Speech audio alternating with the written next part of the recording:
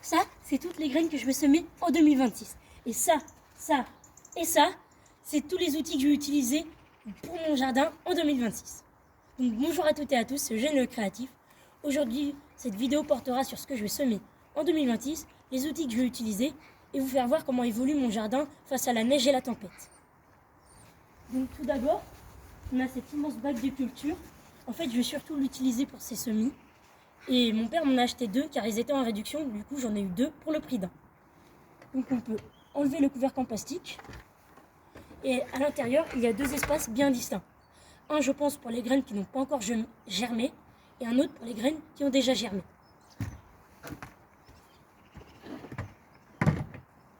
Ensuite, on a l'ail et l'échalote.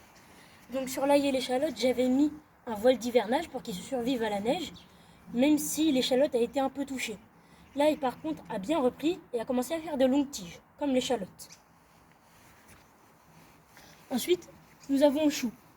Lui, je n'avais pas mis de voile d'hivernage parce que je pensais qu'il allait survivre, mais malheureusement, il y a des feuilles qui ont beaucoup jauni et il y a des feuilles aussi qui se sont envolées, du coup, ils ont un peu de mal à survivre. Ensuite, on a toutes les graines que je vais semer en 2026. Donc, on a de la salade bio, du concombre, on a du melon, du poireau et on a aussi de la rhubarbe bio. Donc ça, j'ai eu beaucoup de mal à le trouver. J'ai dû aller dans une immense jardinerie. Et j'ai encore du radis de l'année dernière. Ensuite, on a tous les pots que je vais utiliser. On a des petits pour tout ce qui est salade, des moyens pour tout ce qui est melon, concombre et rhubarbe, et des grands pour tout ce qui sera pot de fleurs pour ma mère. Comme ça, je pourrais faire un peu de décoration dans le jardin. Ensuite, on a les pieds de fraises. Donc, eux, j'avais mis aussi un voile d'hivernage. Ils ont bien survécu. Mais malheureusement, il y a quelques feuilles qui ont commencé à brunir. Mais les petits pieds, ils ont réussi à survivre. Ils n'ont pas trop pourri. Ensuite, là, on a mon tout nouveau bijou. Ça s'appelle un presse-mode. Je pense qu'il y en a qui connaissent. En fait, on remplit de terre. L'avantage, c'est que la terre est bien humide comme il a plu il n'y a pas longtemps. Ensuite, on va sur le sol. On appuie bien fort. Et ensuite, cela nous fait une motte.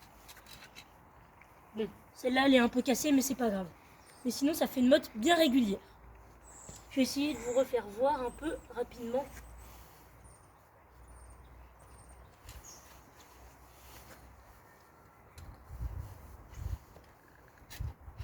Voilà, celle-ci est un peu mieux.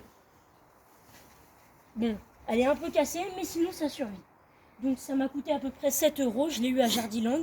Et ça s'utilise ultra bien, c'est très utile. Ensuite, on a un peu comme des plaques alvéolées, mais en carton. J'aurais bien aimé qu'ils soient biodégradables, mais malheureusement, il n'y avait pas en biodégradable.